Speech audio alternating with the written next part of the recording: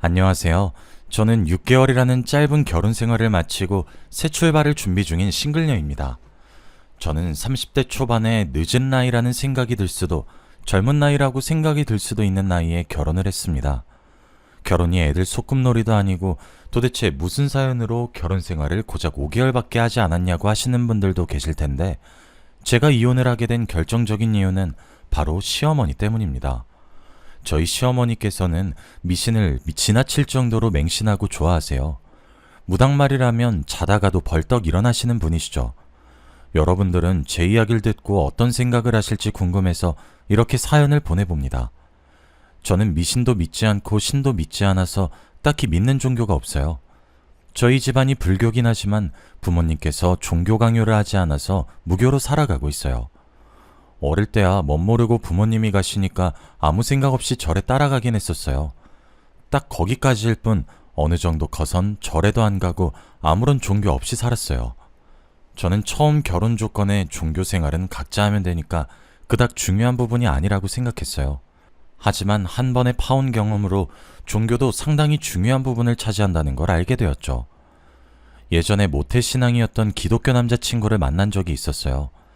제가 사람을 볼 때 외모나 키같이 외향적인 면보다는 사람 됨됨이를 많이 보는 편이에요. 전 남자친구는 저와 웃음 코드도 되게 비슷하고 굉장히 다정한 사람이었어요. 이 사람과 만나면서 결혼까지 하게 된다면 남은 인생 행복할 것 같다는 생각을 했었죠. 전 남자친구는 제게 결혼하자고 청혼을 했고 저는 기쁜 마음으로 받아들였어요. 그렇게 저희는 상견례를 했고 전 남자친구의 부모님을 만나 뵙게 되었죠. 저는 시댁 집안이 모태신앙 기독교인 것도 알고 있었어요. 하지만 자신들의 종교를 제게 억지로 강요할 생각은 없다고 하더라고요. 그래서 더욱더 결혼을 결심하게 되었고 그때까지 아무 일 없이 괜찮았어요. 하지만 결혼 날짜를 잡고 이런저런 이유로 계속 전 남자친구의 부모님을 만나게 되었는데 만날 때마다 예수님이 어쩌고 얘기를 하면서 은근슬쩍 교회 얘기를 계속 하시는 거예요. 이제 둘이 결혼할 사이고 우리 집 식구가 될 건데 우리랑 같이 교회 다니는 게 어때? 예배도 같이 가고 말이야. 새벽 기도는 가라는 말 안 할게. 어머님, 종교 강요는 안 하신다고 하셨었잖아요. 저는 교회 다닐 생각이 없어요.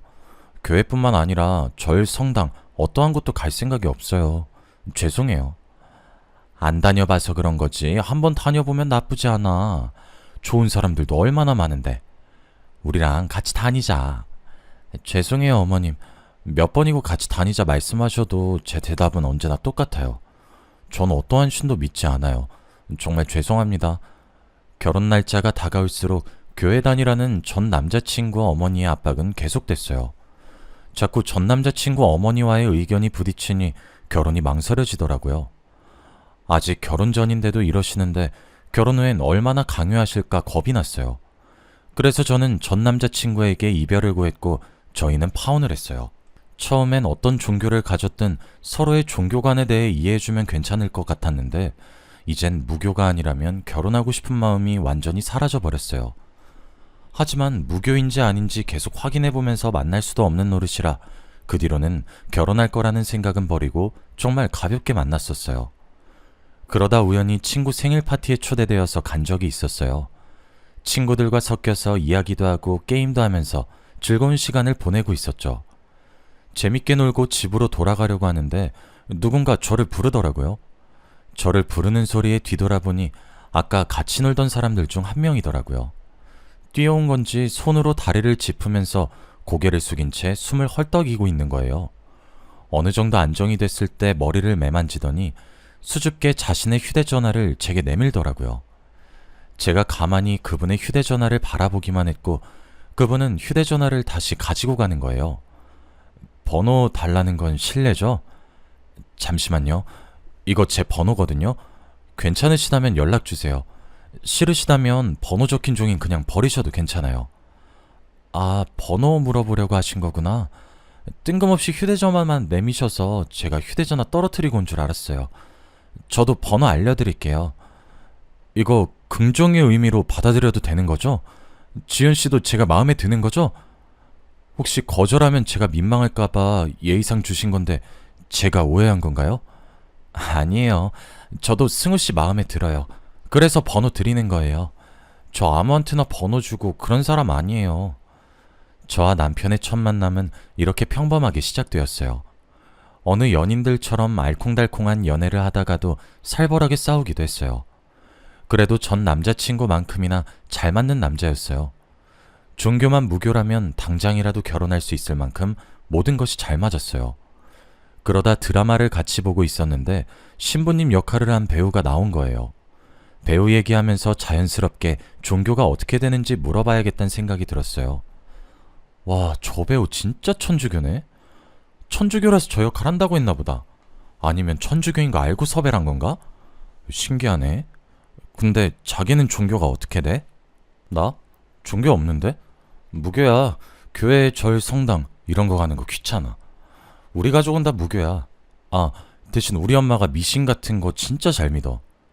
종교는 없는데 미신은 믿으셔? 하긴 나도 믿었던 미신이 몇 개 있긴 하지.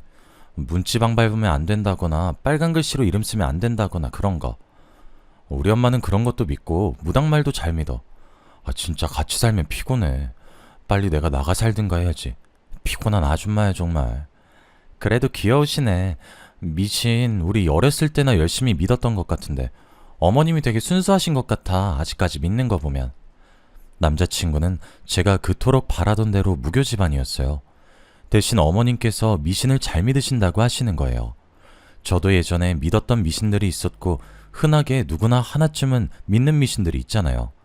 그래서 미신쯤이야 별거 아니라고 생각하고 신경을 안 썼어요. 저는 이 미신이 제 발목을 잡을 줄은 꿈에도 몰랐지만요. 남자친구가 무교란 이야기를 들은 후로 결혼이 더 하고 싶었어요. 전 남자친구보다 괜찮은 성격에 더군다나 무교라는데 안 할 이유가 없잖아요.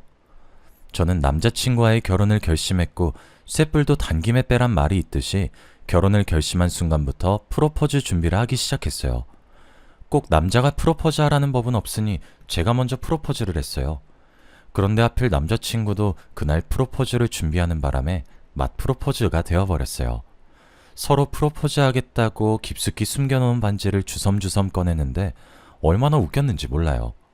각자 앞에 놓여진 반지를 보며 한참 동안이나 배 잡고 웃었어요. 어쩜 타이밍이 이렇게 기가 막히냐고 천생연분이라고 했어요. 그렇게 저희는 각자가 준비해온 반지를 서로에게 끼워주었고 결혼을 약속했어요. 저희는 결혼을 허락받으려고 양가 부모님을 만나서 인사를 드렸어요. 처음 예비 시어머니를 만났을 땐 너무나도 평범한 분이셨어요. 미신을 많이 믿으신다고 들은 것과는 달리 집안도 되게 깔끔했어요. 이게 편견일 순 있지만 제가 사실 시댁에 들어가기 전에 부적이 방방곳곳 엄청 많이 붙여진 집안을 상상했었는데 고작 입구에 붙어진 거 하나밖에 없더라고요. 전 남자친구 어머니는 교회 다닐 것을 엄청 강요했던지라 어머님도 제게 미신을 강요할 줄 알았어요. 예상과 달리 평범한 얘기만 오갔고 갈 때쯤에야 부적 하나를 슬쩍 내밀더라고요. 이거 지갑에 넣고 다녀요. 애군을 막아주는 부적이래요. 그래도 없는 것보단 나을 것 같아서. 부담스러우면 굳이 안 해도 돼요. 아니에요, 주세요. 이거 하나 넣어 다닌다고 지갑이 터진 것도 아닌데요, 뭐. 감사합니다. 처음 만나는 자리인데 이렇게 저까지 신경 써주셔서요. 아유, 우리 아들이 여자는 기똥차게 잘 골랐네. 나를 닮아 보는 눈이 있어. 우리 아들은 내가 이런 거 주면 싫어하거든. 애미가 다 지 위에서 해주는 건데도 말이야. 제가 부적을 받을 줄 몰랐는지 처음엔 당황해 하시더니 이내 밝게 웃으셨어요. 요즘 이런 거 받는 젊은이 없다면서 이런 거 줬다가 매번 욕만 먹었다고 하시더라고요. 자식이니 잘 되라고 남자친구한테도 부적을 준 적 있는데 절대 안 받는다고 제게 하소연을 하셨어요. 어머님은 싹싹하고 이쁘다면서 저를 되게 좋아하셨어요. 하지만 저는 그 부적을 받지 말아 했어야 했고 이날을 두고두고 후회했어요. 저희는 상견례도 잘 마치고 아무 탈 없이 결혼을 무사히 진행했어요. 신혼여행을 마치고 신혼집에 들어왔더니 현관문에 부적이 하나 붙여져 있더라고요. 어머님, 현관문에 부적 붙여져 있던데 그거 뭐예요? 저희 집에 부적 안 붙여놓으셔도 돼요. 저희는 부적 없어도 괜찮아요. 앞으로 잘 살라고 붙여놓은 거야. 그거 붙이고 사는 게 좋다고 유명한 점쟁이가 그러더라고. 계속 붙이고 있어. 그리고 너 부적 좋아하잖아. 저번에 내가 준 거 지갑에 넣고 다니고 그러더만. 어머님, 저 부적 안 좋아해요. 어른이 주신 건데 안 받는 건 예의가 아닌 것 같아서 받은 거죠. 다음부터는 저희 집에 이런 부적 붙이지 마세요. 아셨죠? 알았다. 그렇게 하마. 이왕 붙여놓은 거니까 현관문에 붙어있는 건 건들지 말거라. 진짜 유명한 점쟁이가 해준 거라 비싸게 주고 만든 부적이야. 그러니 절대 건들지 말거라. 시어머니께서는 현관문에 붙은 부적에 대해서 신나게 말씀하시다가 부적 싫어하니 앞으로는 붙이지 말라는 제 말에 급격하게 목소리가 가라앉았어요. 다음부터는 안 그러겠다고 하시면서 현관문에 붙은 건 절대 떼지 말라고 강조하시더라고요. 일단 강요하시니까 붙이고는 있는데 저는 잠깐 붙였다가 어느 정도 시간 지나면 떼야겠다고 생각했어요. 시어머니께서는 반찬을 가져다 주신다는 핑계로 신혼집에 자주 들락날락거리셨어요. 아직 다 안 먹었다고 안 오셔도 된다고 했는데도 굳이 오셨어요. 그냥 반찬만 주고 가시면 모르겠는데 계속 이 방 저 방 왔다 갔다 하시면서 기웃거리셨죠. 도대체 뭘 하시는지 모르겠지만 저희 집에 오면 혼자서 엄청 바쁘게 움직이시더라고요.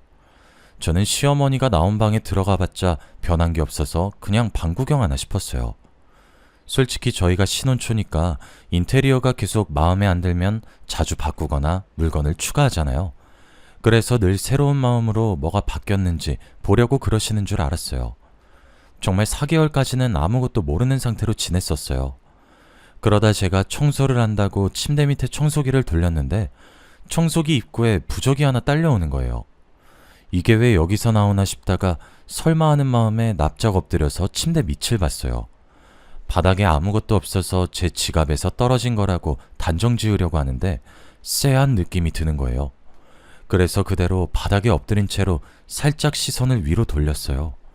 저희 침대 밑바닥에 부적이 빼곡하게 여러 장이 붙여져 있는 거예요. 저는 부적을 발견하는 순간 기겁을 하고 손으로 다 떼어냈어요.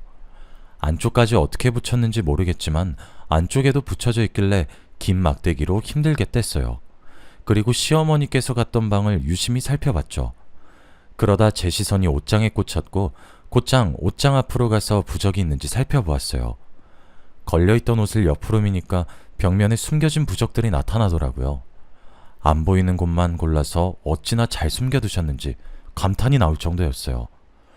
저는 다른 방과 화장실에도 부적들을 찾아내서 다 떼어버렸어요. 남편도 부적을 보고는 이걸 언제 다 붙였냐며 놀라서 말을 잇지 못하더라고요. 저희가 4개월 동안 몰랐다는 것도 웃기고 이 많은 걸 시어머니 혼자 붙였다는 것도 웃겼어요. 그렇게 며칠 뒤 시어머니께서 평소와 똑같이 반찬을 들고 신혼집에 오셨더라고요. 제가 잠시 화장실 간 사이에 오셔서 그동안 방에 부적이 잘 있는지 확인하셨나봐요. 시어머니께서 저를 찾느라 소리를 지르는 게 안방에 있는 화장실까지 다 들리더라고요. 아가, 부적들이 다 없어졌다. 도대체 그 많은 부적이 어디로 갔다니? 어떻게 하나도 안 남기고 싹 사라질 수 있냔 말이야. 설마 너네가 다 떼어버린 건 아니지? 어머님, 그 부적들 저희가 다 갖다 버렸어요. 제가 저번에도 말씀드렸잖아요. 부적 안 좋아한다고 붙이지 마시라고요. 전에 안 붙이시기로 얘기 끝났잖아요. 아니, 그 많은 것을 다 갖다 버렸단 말이야? 그게 돈이 얼마짜린데 갖다 버리길. 내가 진짜 못 살아. 부적을 찾으시길래 다 버렸다고 하니 시어머니는 그걸 왜 버리냐고 화를 내셨어요. 얼굴이 붉어지고 목에 핏대까지 세우면서 화를 내시는 거예요. 처음 보는 시어머니의 화난 모습에 저는 고장난 것처럼 아무것도 할 수가 없었어요. 남편도 그런 시어머니께 제발 그만하라고 적당히 하라면서 같이 화를 내더라고요. 저는 아무 말도 못했고 남편과 시어머니는 부적 하나 때문에 피 튀기며 싸웠어요. 한참을 싸우다가 시어머니께서는 가방을 챙겨 들고 집을 나가더라고요. 제가 시어머니를 따라 나서려고 하니 남편이 저를 잡는 거예요. 또 온 집안 방방곳곳에 부적들을 붙인 채로 지내고 싶냐면서요. 당신 어머니 따라 나가지 마. 또 온 집안에 부적들 붙이면서 지내고 싶어? 당신 지금 어머니 따라 나가면 다시 그 많은 부적들 제자리로 돌아갈 거야.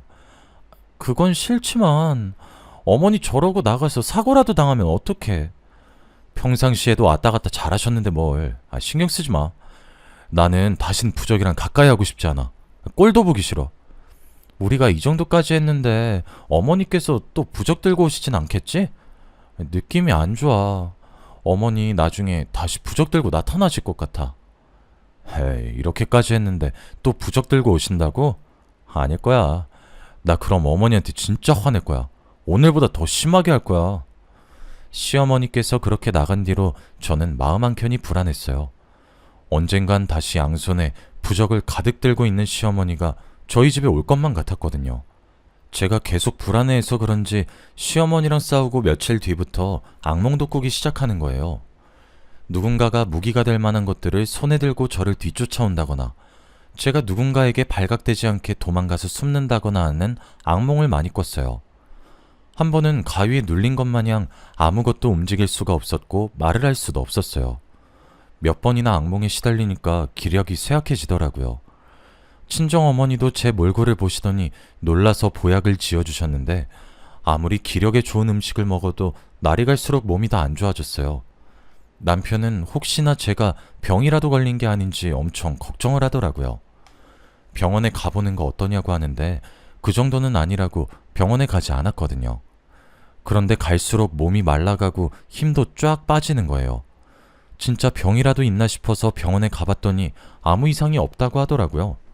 의사 선생님도 저를 보고 아무 병 없는 게 오히려 이상하다고 할 지경이었어요. 도대체 뭐가 문제인지 도통 모르겠더라고요. 잠시 요양이라도 떠나야겠다는 생각에 짐을 싸려고 옷장에 있는 옷들을 꺼냈는데 옷을 빼고 비어있는 틈 사이로 무언가가 보이는 거예요. 설마 하는 마음에 저번처럼 옷을 한쪽으로 밀었는데 또 부적이 나오는 거예요. 부적이 보이자마자 미친 사람처럼 온 집안을 헤집고 다녔어요. 저번이랑 똑같은 위치로 안방 침대 밑바닥에도 부적이 다닥다닥 붙어 있더라고요. 저는 집안에 붙어 있던 부적들을 찾아내서 모조리 다 떼어냈어요. 그리고 바로 시어머니께 전화를 했어요. 어머님, 도대체 이 부적들은 또 언제 붙이신 거예요? 도대체 왜 계속 붙이시는 거예요?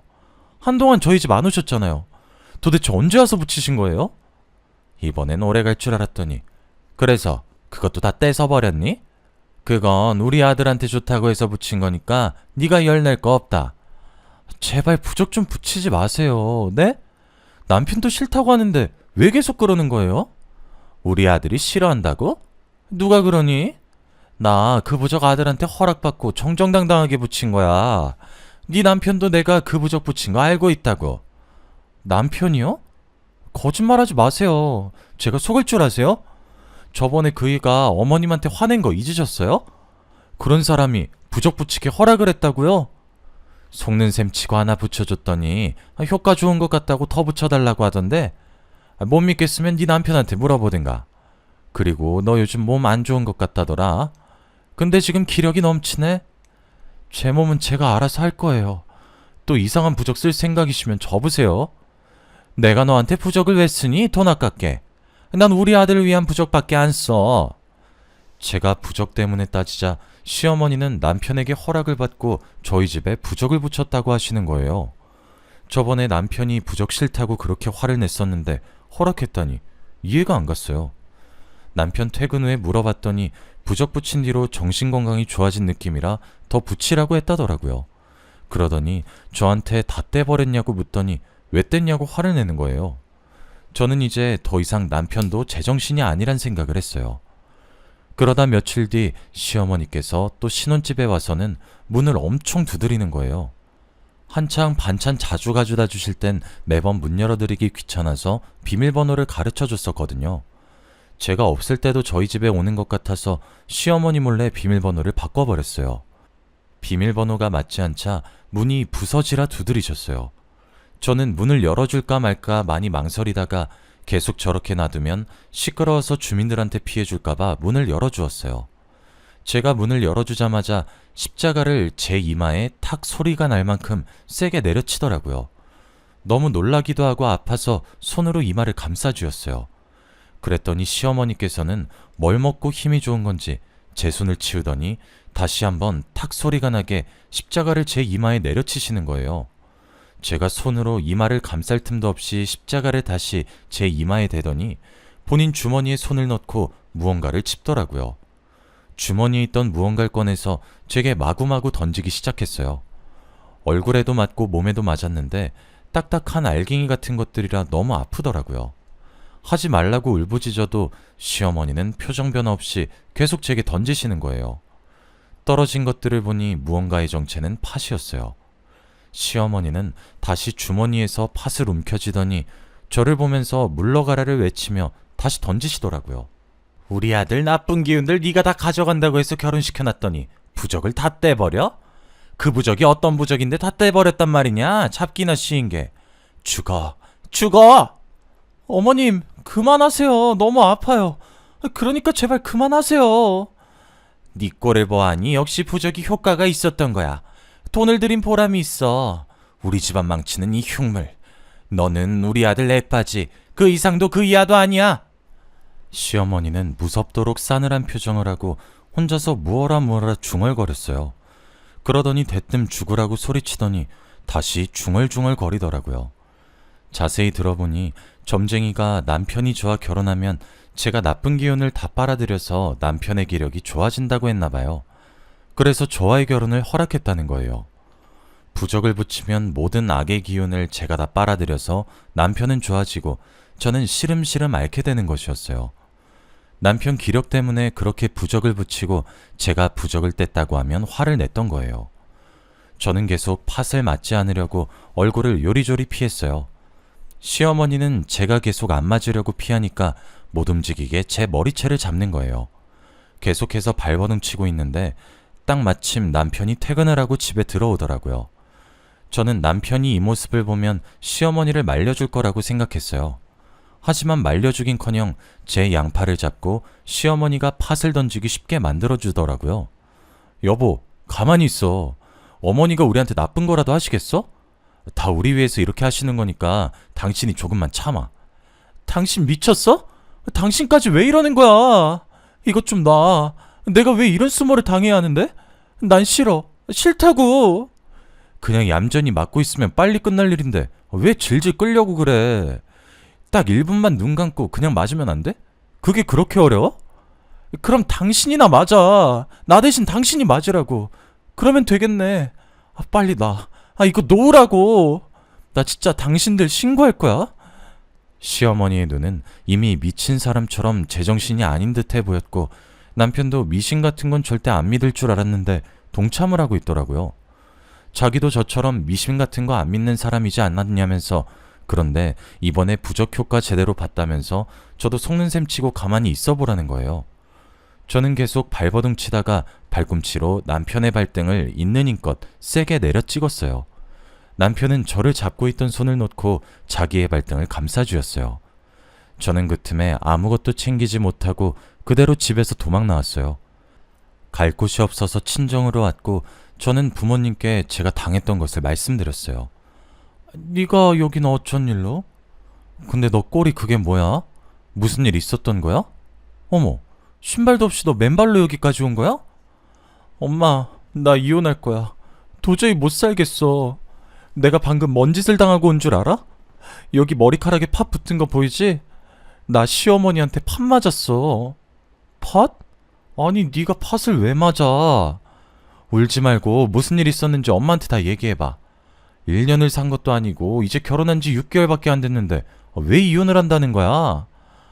나보고 잡기라고 요망한 흉물이라고 그러고 나는 남편의 액바지 그 이상도 그 이하도 아니래. 남편 아끼운 내가 다 가져가라고 결혼 허락한 거였대. 진짜 어이없지. 아니 그게 다 무슨 말이야. 너를 김서방 액바지 하려고 며느리로 삼았단 말이야? 이게 말이니 방구니? 무슨 그런 어이없는 집안이 다 있어? 당장 이혼해. 안 되겠다. 친정어머니도 제 이야기를 듣는 내내 어이없어 하시더라고요. 어떻게 남의 집 귀한 자식을 자기 집 아들 액바지로 받들일 수 있냐고요. 어머니는 당장 이혼하라고 했고 아버지는 골프채를 들더니 신혼집에 찾아갈 기세시더라고요. 저는 괜히 일 크게 만들지 말자고 저런 집안에 시집 갔다는 것 자체가 수치스럽다고 조용히 이혼하고 싶다고 하면서 아버지를 말렸어요. 와중에 남편이 계속 저한테 전화를 하더라고요. 저는 끝까지 전화를 받지 않았고 이혼하자는 문자만 보냈어요. 남편은 이혼하자는 제 문자에 고작 이런 걸로 이혼을 해야겠냐고 뻔뻔하게 답을 보낸 거예요. 저는 이혼 서류 가지고 올 거 아니면 연락하지 말라고 하고 폰을 꺼버렸어요. 하루 지나고 폰을 켰는데 아무런 연락이 안 와 있더라고요. 그렇게 며칠간 친정에서 지냈고 정말 부적 때문에 몸이 안 좋아졌던 건지 친정에서 지내는 동안엔 다시 살도 조금씩 찌고 기력도 되찾아갔어요. 거의 예전 모습을 찾았을 때쯤 남편한테 연락이 왔더라고요. 이혼하자고 서류 들고 친정 근처 카페에 앉아 있으니 오라고 하면서요. 저는 가벼운 발걸음으로 카페에 향했어요. 창가 쪽에 남편이 앉아 있었는데 못 본 사이 얼굴이 퀭해져 있고 살도 빠진 것 같았어요. 제가 자신의 앞에 앉자 가방에서 서류 봉투를 하나 꺼내더라고요. 자기 인적사항은 다 작성했으니 제 거만 작성해서 제출하면 된다고요. 이거 합의 이혼서야. 내 인적사항은 다 작성해놨어. 당신 인적사항만 작성해서 제출하면 끝나. 근데 꼭 이혼을 해야겠어? 당신이 몇 번을 다시 물어도 내 생각은 변함없어. 당신이랑 이혼할 거야. 봐봐, 나 당신이랑 안 사니까 다시 살도 찌고 기력도 되찾았잖아. 근데 내가 왜 당신이랑 계속 살아? 그러네. 다시 예전 모습으로 돌아갔네. 다행이다. 솔직히 당신 계속 말라가서 걱정 많이 했거든. 나는 어머니가 당신을 액바지로 생각했을 줄은 꿈에도 몰랐어. 내가 대신 사과할게. 남편은 시어머니께서 저를 액바지로 생각할 줄은 몰랐다며 대신 사과를 하더라고요. 남편의 표정을 보아하니 정말 남편은 아무것도 몰랐던 것 같아서 사과를 받아줬어요. 그리고 저희는 합의 이혼을 했죠. 저는 지금 남편과 이혼하고 새로 태어난 기분으로 살아가고 있어요. 예전 모습으로 완전히 되찾았고 지금 만나고 있는 남자친구 덕분에 더 밝고 긍정적인 사람으로 변해 있어요. 지금 남자친구는 제게 있어서 귀인 같아요. 힘들어하던 저를 보듬어주고 위로가 되어주고 기쁨이 되어줬으니까요. 남자친구와 결혼을 할지 안 할지 모르겠지만 지금처럼만 재밌게 지냈으면 좋겠어요. 제 이야기는 여기서 끝을 맺어보려고 해요. 여러분들도 미신이라는 걸 믿으시나요? 저는 적당히 믿는 건 괜찮지만 전 시어머니처럼 맹신하는 건 좋지 않다고 생각해요. 자신에게도 주변 사람에게도요. 여러분들도 만약 믿고 있는 미신이 있다면 그 미신에 너무 맹신하지 않았으면 합니다.